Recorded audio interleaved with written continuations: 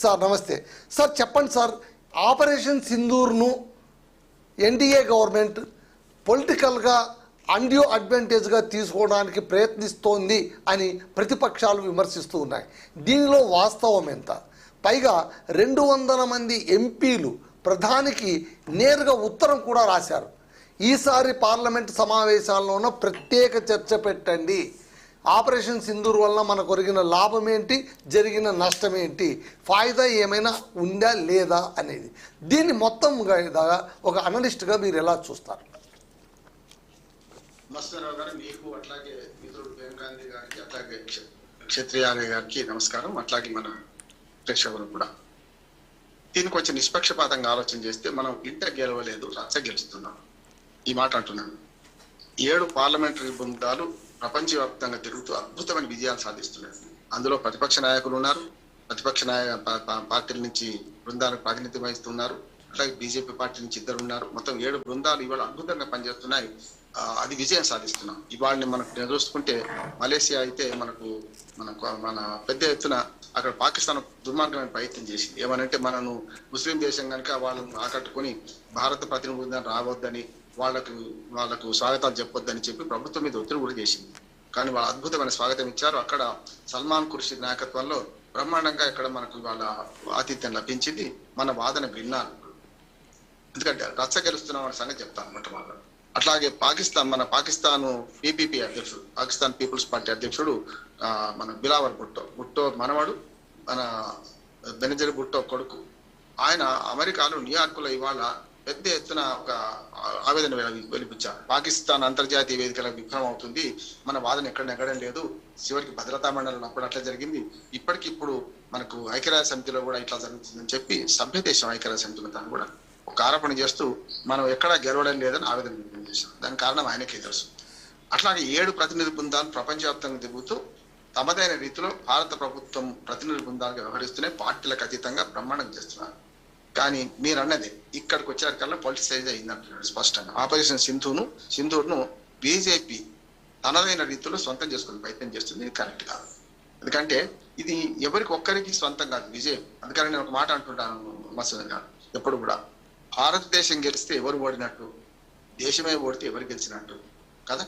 India wins, who loses. India defeat, who wins కదా. మనం భారతదేశం ఓడిపోవాలని కోరుకోం కదా. అందుకని నేను ఏమంటున్నానంటే భారతదేశం గెలిస్తే మనం అందరం గెలిచినట్టే. అందుకని ప్రతిపక్షాలు చాలా హూందాగా ప్రవర్తించినాయి. ఇప్పుడు సన్నాయి నొక్కడానికి కారణం భారత ప్రభుత్వం, ముఖ్యంగా మోడీ గారు అంటున్నారు. నేను కొంచెం వివరంగా చెప్తా ఈ విషయం, ఎందుకంటే పక్కన ఆరోపణ చేస్తే ప్రేమ్ గాంధీ గారు ఇంకో రకంగా అర్థం చేసుకుంటాను.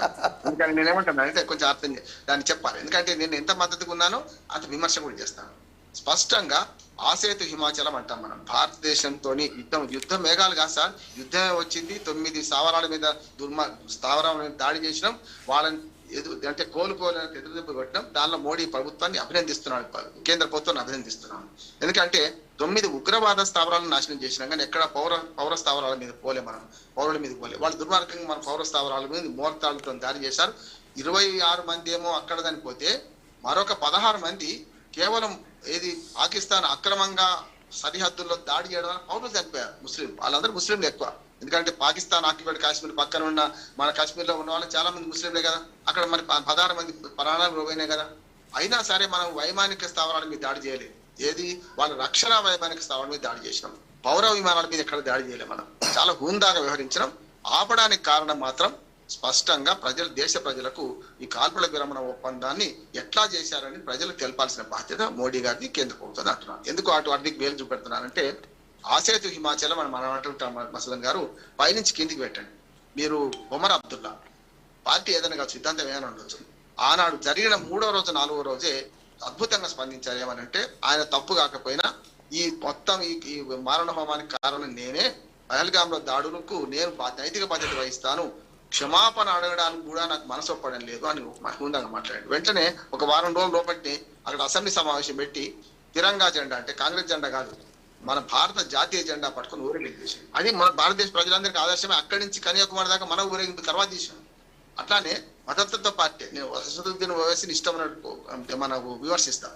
కానీ ఇక్కడికి వచ్చేవరకల్లా బిలావర్ భుట్టో లాంటి తోడ్కర్ జవాబు, అంటే ముఖం మీద కొట్టినట్టు జవాబు ఇచ్చినోడు మనందరికంటే మన అసదుద్దీన్ ఓవైసీ.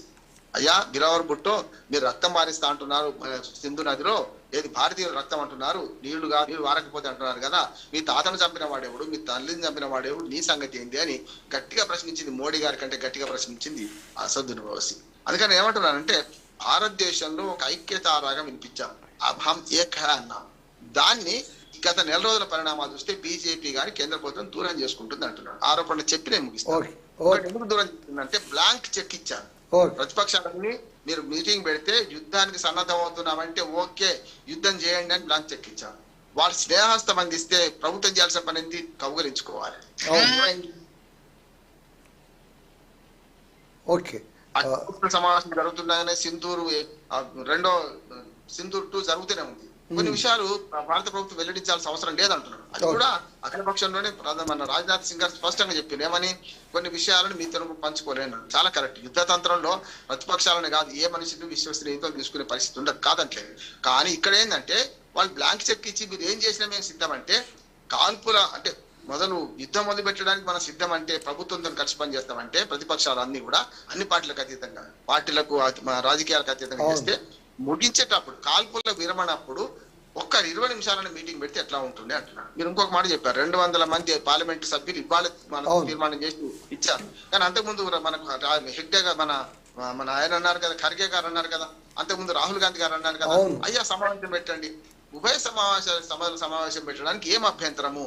ప్రజలకు చేసే విషయాల కంటే ఎక్కువ చెప్పాల్సిన అవసరం లేదు. అక్కడ కూడా అదే చెప్పని ఉంటుంది. కానీ కాల్పుల విరమణకు ఖచ్చితంగా అమెరికాకు మనం లొంగిపోయినామనే మాట మాత్రం ఈ ప్రభుత్వం మీద వస్తుంది. దాని సమాధానం చెప్పాల్సింది కేంద్ర ప్రభుత్వమే. అమెరికా అధ్యక్షుడు ఏది మనకి మన ఉన్నాడు కదా, మన కేఏ పాల్ కంటే అధ్వానంగా మాట్లాడితే కూడా మనం ఎందుకు అందిస్తున్నాము అంటున్నాను. మధ్యవర్తి నేర్పిన వస్తారు అంటాడు, నేర్పలేదని వస్తారంటాడు, ఆ సంబంధం లేదు సంబంధం. దీనికి సమాధానం మోడీ గారు చెప్పారు. ఒక మాట అన్నారు, ఎవరి మధ్యవర్తిత్వం అవసరం లేదన్నాడు. ఎవరు అనకుండా అమెరికా మధ్యవర్తిత్వం అవసరం లేదని గట్టిగా అంటే అయిపోయింది కదా. పాకిస్తాన్ అనుకున్న తెగో మనకు ఎందుకు పుట్టలేదు. పాకిస్తాన్ ఏమన్నా తెలుసా, అసలు తీవ్రవాదానికి మొత్తం కారణమే అమెరికా, మమ్మల్ని తీవ్రవాదులు తయారు చేసింది అమెరికా అని గట్టిగా అన్నది కదా. ఇవాళ వాళ్ళని చక్కటెట్టుకొని తిరుగుతున్నారు. అమెరికాకు బుద్ధి లేకుండా పాకిస్తాన్ కి మద్దతు చేస్తుంది అదే. కానీ పాకిస్తాన్ అమెరికాను విమర్శించినంత తెగో కూడా మనం ఎందుకు చూపిస్తలేమంటున్నాం. ఇప్పటికి కూడా అమెరికా మిత్ర దేశం కాదు, నమ్మదగ్గ మిత్రుడు అస్సలు కాదు. రష్యాని మిత్ర దేశం, చైనా దూరం దేశం. చైనాని ఎట్లా దూరం కనుక మోడీ గారు ఇప్పుడు ఏదైతే ఒక్క మాట చెప్పిస్తారు, ఇవాళ తిరంగా యాత్రల పేరు మీద దేని పేరు పార్టీకి మద్దతు చేసుకునే ప్రయత్నం చేయకండి. భారత ప్రజలందరూ ఒకటి, పార్టీలకు అతీతంగా మనం గెలిస్తే అందరం గెలిచినట్టే అనేది ఉండకుండా కేవలం ఈ ప్రతిష్ట అంతా బీజేపీకు, ఈ ప్రతిష్ట అంతా మోడీ గారికి దక్కాలని కోరుకుంటే ఇంట గెలవము, రచ్చ గెలుస్తాం. ఓకే సార్ లైన్లో ఉన్నాను సార్ గాంధీ గారు. సో ఇది చాలా అంటే సీరియస్గా ఆలోచించదగ్గ విషయం. ఇప్పుడు ఒకటి చెప్పండి, ఉత్తరాదిన బెంగాల్, బీహార్ ఆ రాష్ట్రాల్లోన ఆపరేషన్ సింధూర్ అభియాన్ అని ఒక చిన్న కార్యక్రమం మొదలుపెట్టి